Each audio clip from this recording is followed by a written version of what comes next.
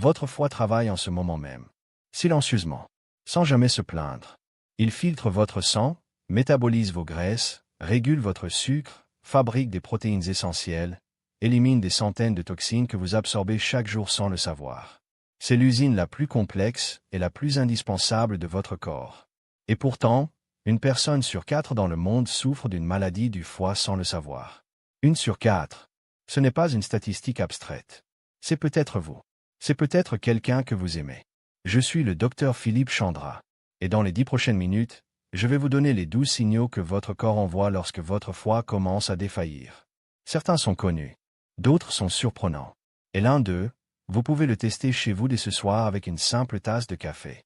Premier signal, la jaunisse. C'est le symptôme le plus emblématique des maladies hépatiques, et il faut comprendre pourquoi il apparaît pour en saisir la gravité.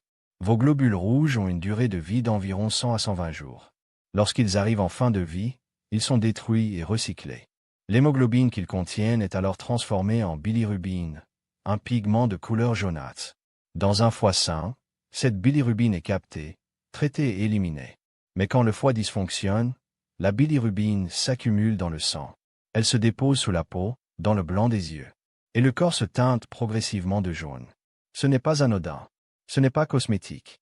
C'est le signe visible que votre foie n'arrive plus à assurer l'une de ses fonctions fondamentales. La jaunisse commence presque toujours par les yeux, puis gagne la peau. Chez les personnes dont la maladie hépatique est avancée, elle est presque systématiquement présente. Si vous observez ce changement chez vous ou chez un proche, consultez sans attendre. Deuxième signal, les migraines et les maux de tête chroniques. L'une des missions principales du foie est la détoxification, c'est-à-dire l'élimination des substances toxiques qui circulent dans votre sang. Médicaments, alcool, pesticides, métaux lourds, déchets métaboliques. Tout passe par là. Quand le foie est affaibli et ne peut plus remplir ce rôle correctement, ces toxines s'accumulent dans l'organisme.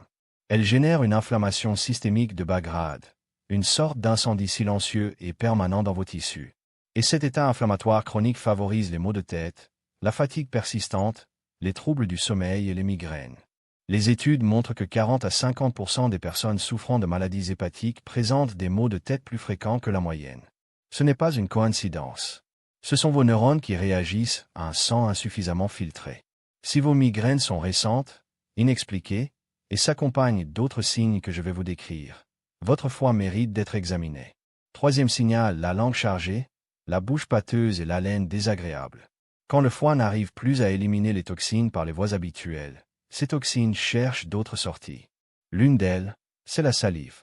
Les déchets que le foie ne traite plus se retrouvent dans la cavité buccale, modifiant la fermentation, altérant la flore orale, produisant des composés soufrés qui donnent une haleine de plus en plus désagréable. Dans les formes sévères de maladies hépatiques, les médecins parlent de fétor hepaticus, une haleine caractéristique, presque fétide, directement liée à l'accumulation de toxines non éliminées. La langue prend un aspect blanchâtre, chargé. La bouche est pâteuse dès le matin. Il est important de préciser que ces signes, pris isolément, peuvent avoir d'autres causes, hygiène bucco-dentaire, problèmes digestifs. Mais associés à d'autres symptômes de cette liste, ils orientent clairement vers une piste hépatique. Quatrième signal, les pieds, les chevilles et les jambes qui gonflent. Parmi les protéines fabriquées par le foie, l'albumine est la plus abondante. Elle représente à elle seule la moitié des protéines circulant dans votre sang. Son rôle est crucial. Elle maintient l'eau à l'intérieur de vos vaisseaux sanguins. Lorsque le foie est malade et ne produit plus suffisamment d'albumine, l'eau n'est plus retenue dans les vaisseaux. Elle fuit. Elle s'accumule dans les tissus, notamment dans les membres inférieurs, en raison de la gravité. Les chevilles gonflent. Les jambes s'alourdissent. Dans les stades avancés, c'est tout le corps qui retient l'eau. Ce phénomène est également présent chez les personnes dénutries. Pour la même raison, un manque d'albumine. Si vous observez des édèmes des membres inférieurs sans explication évidente et sans chaleur localisée, un bilan hépatique s'impose, en parallèle d'un bilan cardiaque et rénal. Cinquième signal, les veines en étoile sous la peau. Ces petites taches vasculaires, que les médecins appellent angiomes stellaires ou spider-angioma, ressemblent à de minuscules étoiles ou araignées visibles sous la peau, sur le torse, les épaules, les jambes, l'abdomen. Elles apparaissent parce que le foie malade ne métabolise plus correctement les hormones sexuelles, en particulier les estrogènes. Ces derniers s'accumulent dans le sang, même chez les hommes, et provoquent des dilatations vasculaires caractéristiques. Une ou deux de ces vénules peuvent être tout à fait bénignes. Mais si elles se multiplient, si elles n'existaient pas avant, si elles progressent, c'est un marqueur assez spécifique d'une dysfonction hépatique. C'est l'un des signes que les hépatologues recherchent systématiquement lors d'un examen clinique. Sixième signal, l'abdomen gonflé. Ici, nous ne parlons pas de ballonnement digestif. Nous parlons d'acide, une accumulation de liquide dans la cavité péritonéale, c'est-à-dire autour de vos intestins. Ce phénomène est directement lié à la cirrhose hépatique et représente 80 à 90% des cas d'acide documentés. Le mécanisme combine la chute de l'albumine, qui permet à l'eau de fuir des vaisseaux, et l'hypertension portale, c'est-à-dire une augmentation de la pression dans la veine porte qui irrigue le foie. Le résultat est saisissant. Une personne amaigrie, avec peu de masse musculaire, mais un ventre distendu, tendu, parfois énorme. Ce liquide peut comprimer les poumons, s'infecter, nécessiter des ponctions régulières à l'hôpital. L'acide n'est pas un symptôme bénin. C'est une urgence médicale. Septième signal, les démangeaisons généralisées. C'est l'un des symptômes les moins connus, et pourtant l'un des plus révélateurs. Lorsque le foie n'élimine plus correctement les toxines, certaines d'entre elles, notamment les sels biliaires, s'accumulent dans la peau et sous la peau. Leur présence déclenche une inflammation locale intense. La personne se gratte partout, sans lésion visible initiale. Ces démangeaisons sont chroniques, tenaces, et résistent aux traitements anti-allergiques classiques. C'est précisément parce qu'elles ne sont pas d'origine allergique. Elles sont d'origine toxique. Un patient qui se plaint de démangeaisons diffuses sans cause dermatologique identifiée doit systématiquement bénéficier d'un dosage des enzymes hépatiques et d'une échographie du foie. Cela fait partie du bilan de première intention. Huitième signal, les urines foncées et les selles décolorées. Ce signe est tellement spécifique qu'il permet à lui seul d'orienter fortement vers une maladie hépatique. Voici la biologie derrière. La bilirubine, ce pigment produit par la dégradation des globules rouges, doit normalement être traité par le foie et sécrété dans la bile, qui donne aux selles leur couleur brunâtre caractéristique. Quand le foie ne fonctionne plus, il ne sécrète plus cette bilirubine dans le tube digestif. Les selles se décolorent, elles deviennent pâles, beige, presque blanches. Dans le même temps, les reins tentent de compenser en éliminant eux-mêmes la bilirubine. Les urines prennent alors une teinte orangée ou brun foncé comparable à celle d'un thé très fort, et ce quelle que soit la quantité d'eau consommée. Urine foncée et selles décolorées simultanément constituent un signal d'alarme fort qui impose une consultation médicale urgente. Neuvième signal, la fatigue chronique. Votre foie effectue plus de 500 fonctions métaboliques différentes. Quand il s'affaiblit, l'ensemble de l'organisme en pâtit. L'énergie disponible diminue. Les toxines non éliminées perturbent les cycles cellulaires.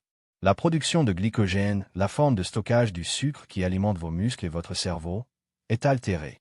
Le résultat est une fatigue profonde, persistante, qui ne cède pas au repos et qui s'aggrave progressivement. Cette fatigue n'est pas psychologique. Elle est métabolique. Elle est le reflet d'un foie qui n'arrive plus à alimenter correctement le reste du corps. 100% des personnes atteintes de maladies hépatiques sévères en souffrent à un moment ou un autre de leur évolution. Dixième signal, les nausées, les vomissements et la perte d'appétit. Lorsque le foie ne filtre plus correctement, l'ammoniac s'accumule dans le sang. L'ammoniac est un déchet produit par le métabolisme des protéines. En temps normal, le foie le convertit en urée, qui est éliminé par les reins. Quand cette conversion échoue, l'ammoniac circule librement et provoque des nausées intenses, une aversion alimentaire, parfois des vomissements. Dans le même temps, la bile n'est plus sécrétée correctement dans l'intestin, ce qui perturbe la digestion des graisses et amplifie la sensation de dégoût. Les personnes atteintes de maladies hépatiques évitent progressivement les aliments gras et sucrés, non par choix, mais par instinct de survie. Elles mangent de moins en moins. Perte du poids. Perte de la masse musculaire. On parle de dénutrition hépatique, et c'est l'un des cercles vicieux les plus redoutables de cette maladie. 11e signal, la hausse du cholestérol et des triglycérides. Le foie joue un rôle central dans la synthèse et la dégradation du cholestérol, ainsi que dans le métabolisme des triglycérides. Quand il est affaibli, il ne gère plus correctement ses graisses circulantes. Le LDL cholestérol, souvent appelé mauvais cholestérol, augmente. Les triglycérides s'accumulent dans le sang, rendant le sang plus épais, plus visqueux, plus propice à la formation de caillots. Par ailleurs, lorsque le foie est surchargé de sucre qu'il ne peut plus traiter, il le convertit en graisse et la stocke sur place. C'est la stéatose hépatique, communément appelée foie gras. Cette accumulation de graisse dans les cellules hépatiques touche aujourd'hui une personne sur 4 dans le monde, très souvent en lien avec l'obésité, le diabète de type 2 et la sédentarité.